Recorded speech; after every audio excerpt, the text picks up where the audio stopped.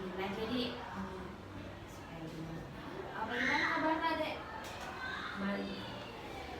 Sehat? Bisa jadi lakukan sesi konseling. Iya. Tadi belajar apa ki dek? IPAS. IPAS. Siapa guru tak? Sahro. Ada tugasnya apa sekian ki? Ada. Ada.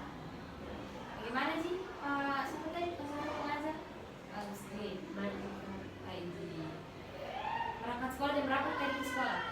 Jam 6.30. 30. Jauh mata dari sini. Terlalu Naik apa ki? nyata sama orang tua. Ya, sama orang tua. Kalau pulang dijemput atau sama siapa sama Sama teman. sama teman. Kalau boleh tahu apa hobinya Najwa? Kalau saya suka masak. Yang masak. Terus di kelasnya Najwa bagus-bagus teman tak? Baik-baik semua sih. Iya. Cuman pernah tak presentasi terus ketawa. Kita lihat sekarang kan tak? Ini penyebab salah satu penyebab. Jadi oke, sebelum kita mulai mungkin lebih baik kalau kita berdoa terlebih dahulu sebelum mulai kegiatan. Jadi doa dimulai. Selesai. Sudah tahu ini kenapa ki atau panggil ke sini? Sebelumnya perkenalan kita terlebih dahulu. Jadi perkenalkan namanya aku Nur Aziza, bisa dipanggil Kak Aziza dari jurusan Psikologi Pendidikan dan Bimbingan, program studi bimbingan dan konseling atau BK dari Universitas Negeri Makassar. Sini kakak lagi asistensi. Dan kemarin kan sudah pergi ke Budi dan cerita terus wawancara. Terus kakak juga sebelumnya pernah masuk ke kelasnya Najwa lagi dengan KPD.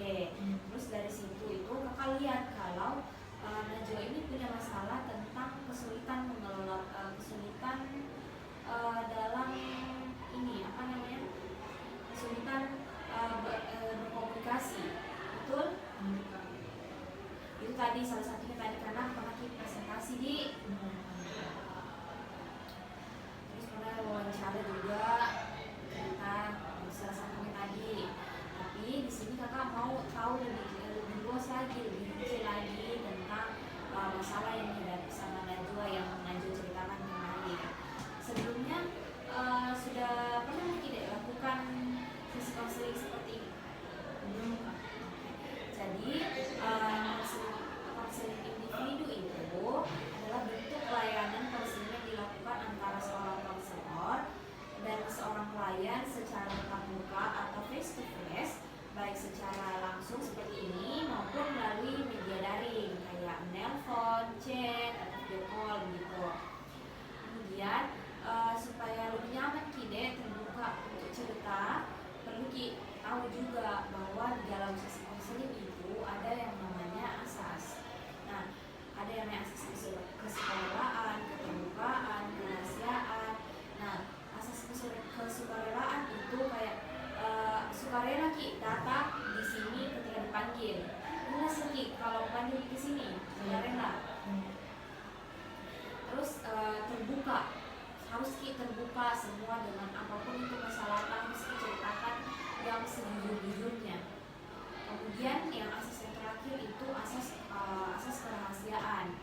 Nah, di dalam asas kerahasiaan ini apapun yang Najwa ceritakan di sini akan menjadi rahasia antara kakak dan Najwa. Jadi kakak tidak akan sebarluaskan apapun yang Najwa ceritakan di sini. Jadi tenang saja deh, tidak akan kakak ceritakan ke siapapun kalau ada yang kita ceritakan di sini. Kemudian dalam sesi konseling ini juga pelaksanaan itu deh bukan hanya satu pertemuan, mungkin 2 atau 3 ya, minimal 3 kali atau bahkan sebenarnya bisa lebih dari itu. Sebelum kita mulai, kamu bertanya nih sama Najwa. Najwa siap tidak untuk melakukan sesi konseling dengan kakak lagi di pertemuan-pertemuan berikutnya? Siap. Siap. Jadi dalam sesi konseling ini kakak mau Najwa itu identifikasi kira-kira apa saja yang menyebabkan masalah itu terjadi, ya. Oke, dek, ini terlalu tunduk karena kalau sedang berbicara dengan orang itu usahakan untuk bisa lihat wajahnya orang yang kita dengan bicara, dan itu salah satu cara agar berkomunikasi yang lebih efektif, salah satu caranya. Nah, kemarin yang kakak catat nih berdasarkan wawancara yang kemarin sempat kita lakukan, katanya Najwa pernah punya pengalaman ditertawakan oleh temannya di ketika berbicara di depan umum yang buat kita takut untuk berbicara dengan orang-orang di sekitar kita, sampai kurang berinteraksi dengan orang sekitarnya seperti keluarga dan teman-teman kita. Nah, tapi kakak mau tanya nih sama Najwa, kira-kira Najwa mau tidak untuk berubah jadi orang yang lebih terbuka, tidak pendiam lagi, tidak mau lagi berbicara dengan orang-orang di sekitarnya? Najwa mau tidak untuk berubah, mau lebih baik? Nah, kalau Najwa mau untuk merubah semua perilaku itu, kakak bisa bantu deh. Jadi mungkin bisa kita dulu ceritakan sedikit pada saat presentasi apa Ki?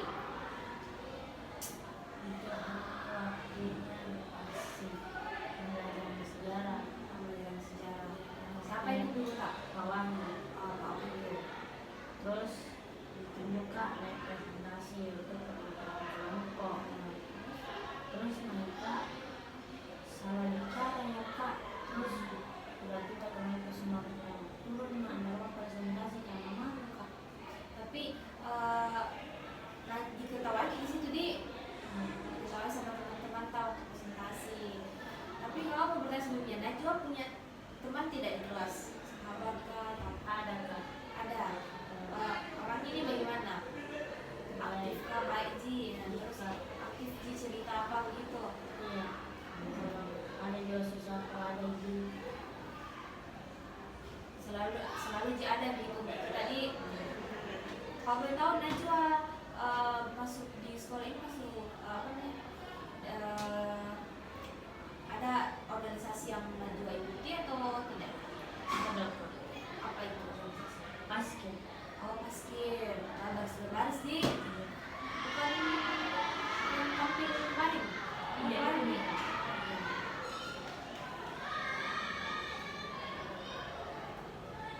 Terus waktu tak presentasi itu apa yang kita rasakan?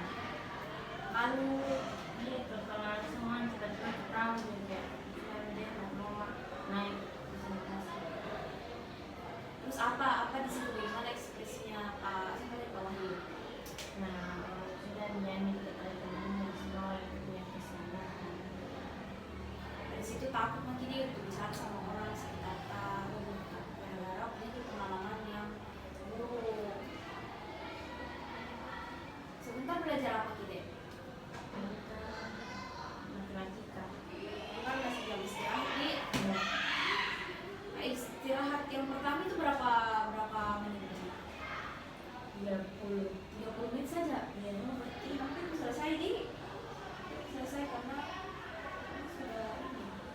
Oke, karena mungkin mau masuk kelas, jadi mungkin sesi konseling kita pada pertemuan pertama ini cukup sampai di sini saja deh. Kita akhiri sesi konseling kita